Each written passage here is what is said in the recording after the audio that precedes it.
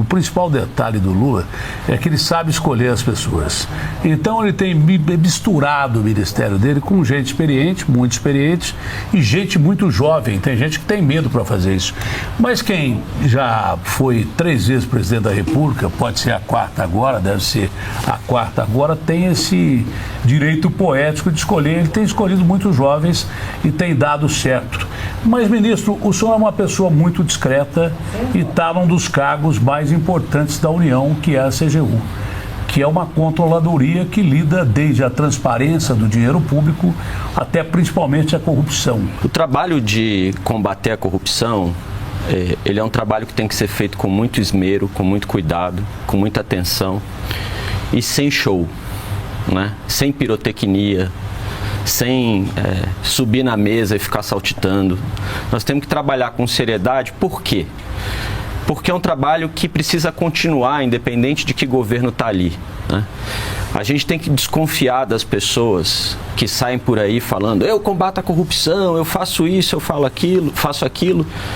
E, na verdade, quando você vai olhar, não estão fazendo nada, né? Estão falando e não estão fazendo. A gente teve um presidente da República recentemente que falava de combate à corrupção todo dia e ficava tentando trocar delegado para proteger familiares dele, coisas desse tipo, inclusive com um vídeo gravado dele falando esse tipo de coisa, dando esporro nas pessoas porque as pessoas não estavam protegendo os familiares dele. Se eu pegar o caso do Banco Master, ele começou agora? Não.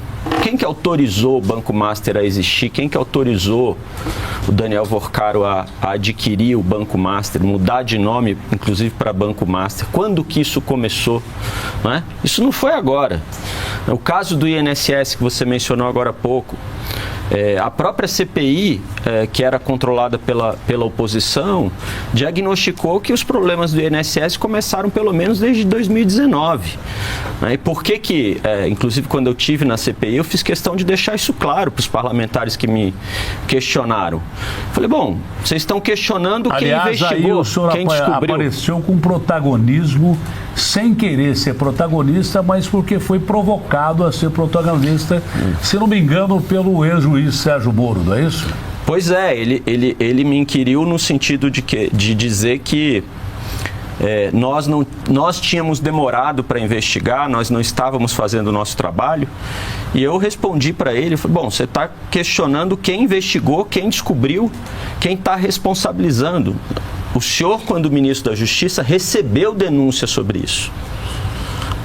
Não é que ele não viu, ele recebeu denúncia.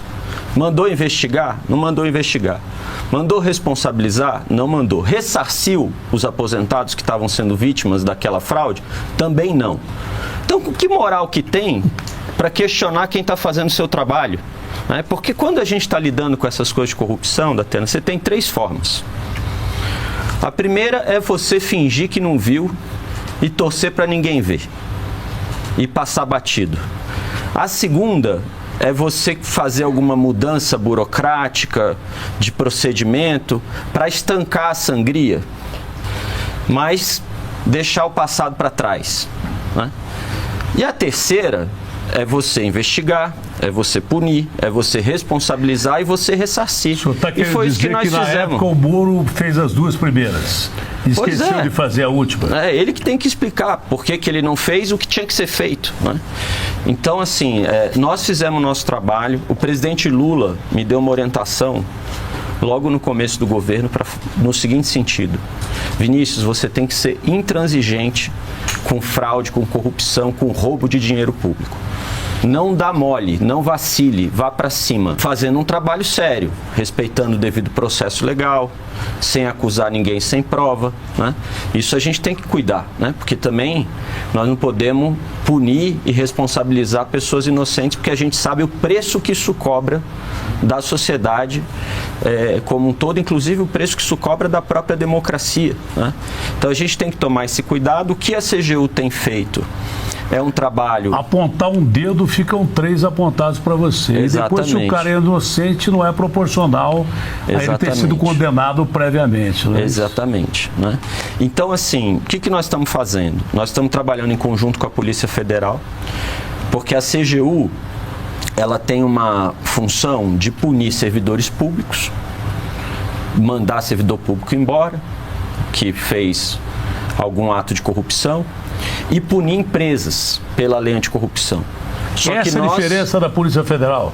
Nós não fazemos aquilo que a gente chama da investigação criminal. Isso quem faz é a polícia.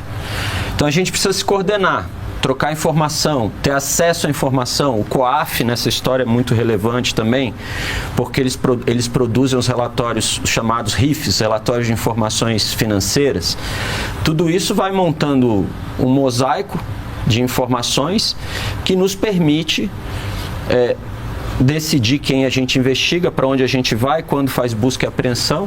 E é esse trabalho que está sendo feito. O caso da Carbono Oculto, né? Hoje mesmo teve uma nova fase da Carbono Oculto, e nós estamos fazendo isso. No caso do Master, a mesma coisa. E aí a gente vai se coordenando. O ano passado, nós fizemos 76 operações com a Polícia Federal, só a CGU, né? Batemos o recorde de valores apurados nessas operações, 13 bilhões de reais. Aí as pessoas podem falar assim, quanto é que apurava por ano antes? 200, 300 milhões de reais. Ano passado nós apuramos 13 bi. Então no governo Lula tem mais corrupção, porque veja, eles acharam 13 bi. Não. É porque esses casos se procurava, né? Esses casos eram de antes. Se tivessem feito essas operações em 2022, 21, 20, também iam achar 13 bi. E lá atrás também. Só que não acharam. Quem achou fomos nós, por meio do trabalho sério da CGU, da Polícia Federal, da Receita Federal agora também, que está entrando nessa agenda com muito vigor. Como é que vocês chegaram a descobrir o que estava acontecendo? Quem é que bateu no escândalo do INSS, que é uma coisa de 100 bilhões, e como é que ninguém viu isso antes? Faltou interesse de investigação, faltava informação, enfim. O INSS tem várias discussões sobre o INSS. Tem a questão do crédito consignado, que é algo que os aposentados recebem, podem fazer empréstimos e descontar na folha de pagamento. E você teve essa questão do desconto associativo, né? Das associações que filiavam aposentados sem a sua autorização e descontavam R$50 aqui, R$50 ali e tal. Aqui a gente identificou descontos indevidos que giraram na ordem de 3, 4 bilhões de reais. 4 bilhões de reais. Neste caso específico, como é que começa, Datena? Começa com uma auditoria da CGU. Por quê? Se identificou que o valor do desconto estava aumentando. E que a partir de 2021, começa a aumentar muito o número de associações que podiam fazer esses tipos de desconto. O que era estranho, né? Porque de repente você tem ali 4, 5, 6 sindicatos que historicamente fazem desconto. Você é jornalista, você pode ir lá e autorizar que o sindicato do jornalista te desconte no seu contra-cheque todo mês R$50, que é a sua mensalidade. E tudo bem.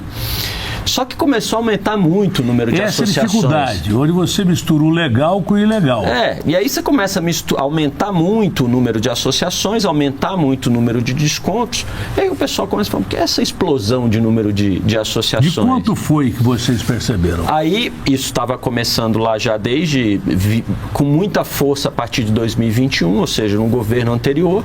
Em 23 nós chegamos, identificamos esse aumento e começamos uma auditoria, porque você precisa investigar se aquilo é um problema ou não, né? Não pode presumir que aquilo é fraude, você tem que investigar. E aí foram feitas auditorias. Na medida em que essas auditorias identificaram um risco de fraude razoável, se faz o quê? Aciona a Polícia Federal. A Polícia Federal começa uma investigação própria.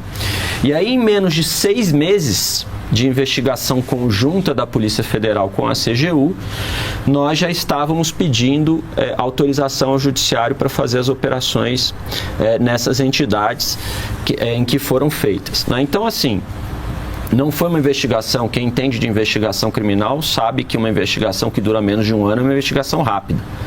Você tem investigações que duram 2, 3 anos. E tudo que é muito rápido favorece quem está cometendo o crime. Agora sim, é verdade, as pessoas perguntam para mim, falam, Vinícius, mas o governo não demorou? Eu falo, o Estado brasileiro demorou. O Estado brasileiro demorou. Agora, não, eu vou além para dizer mais. O governo do presidente Lula agiu rápido.